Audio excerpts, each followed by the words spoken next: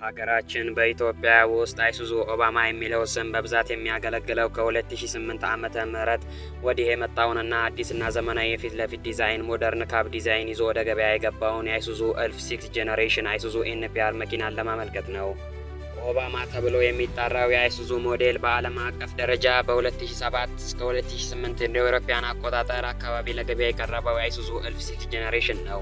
በኢትዮጵያ ይህ መኪና በብዛት መታየት የጀመረው የቀድሞ የአሜሪካ ፕሬዝዳንት ባራክ ኦባማ ስልጣን በያዙበት ወቅት አካባቢ በመሆኑ እና መኪናው በወቅቱ የነበረው ዲዛይን ሰፊ ጋቢናና ጠንካራ ገጽታ ከፕሬዝዳንቱ ዝና ጋር ተዳምሮ ኦባማ የሚለውን ስያሜ እንዲያገኝ አስችሎታል።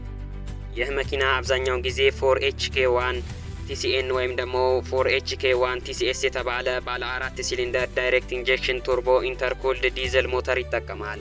እንደ ሞተሩ ቨርዥን ከ150 ሆርስ ፓወር እስከ 190 ሆርስ ፓወር የሚያመነጭ ሲሆን በኢትዮጵያ በብዛት የሚገኙት የ5.2 ሊትር 5100 ሲሲ ሞተሮች ከ150 እስከ 155 ሆርስ ፓወር ድረስ የማመንጨት አቅም አላቸው። የመኪና ባዶውን ሲጓዝ በ1 ሊትር ናፍጣ ከ7 እስከ 9 ኪሎ ሜትር ከጭነት ጋር ሲሆን ደግሞ በ1 ሊትር ናፍጣ ከ5 እስከ 6.5 ኪሎ ሜትር ይጓዛል።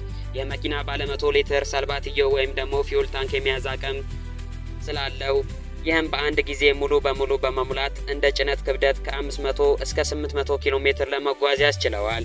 ይህ ተሽከርካሪ በፋብሪካው መመሪያ መሰረት ከ3.5 እስከ 4.5 ቶን ወይም ደግሞ ከ35 እስከ 45 ኩንታል እንዲጭን ተደርጎ የተሰራ ቢሆንም በሀገራችን ውስጥ ነባራዊ ሁኔታ እስከ 50 እና 60 ኩንታል ሲጫንበት ይስተዋላል። ይህም የመኪናውን እድሜ ቀርጠፍ ግርድፍ አድርጎ ይበላል። አይሱዙ ኦባማ በኢትዮጵያ ትራንስፖርት ዘርፍ ውስጥ እንደ ጀርባ አጥንት የሚቆጠር ተሽከርካሪ ነው። ከፍተኛ ያልሆነ ግን አስተማማኝ፣ ዝቅተኛ ያልሆነ ግን ተመጣጣኝ የነዳጅ ፍጆታና በቂ የሆነ የጭነት አቅም ስላለው ለማንኛውም የንግድ ስራ አዋጭ ኢንቨስትመንት ተደርጎ ይወሰዳል።